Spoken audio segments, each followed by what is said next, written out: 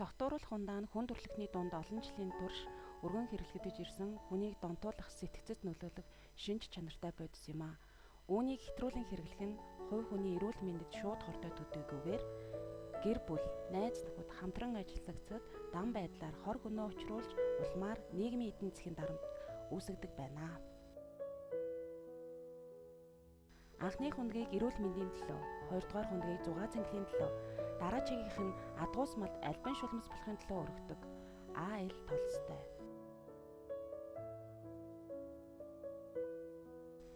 Энэ оны эхний хагас жилийн байдлаар онхолдох хэлбэрээр 461 осод бүртгэгдэж 180-50 хүний амнаас хохирчээ.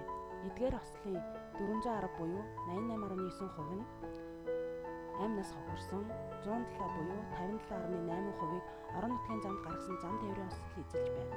Шалтгаан нөхцөлийг нь судлан үзэхэд хурд хэтрүүлэх, гүйцэд төрүүлэх үйлдэл буруу хийх, гэрэл шилжүүлээгүй, архи согтууруулах ундааны зүйл хэрэгэлсэн үедээ замын хөдөлгөөнд оролцсон байна.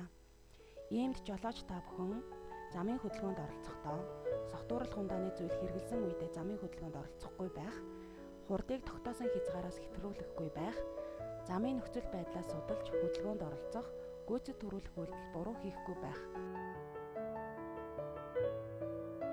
Дураараа биш дүрмээрээ.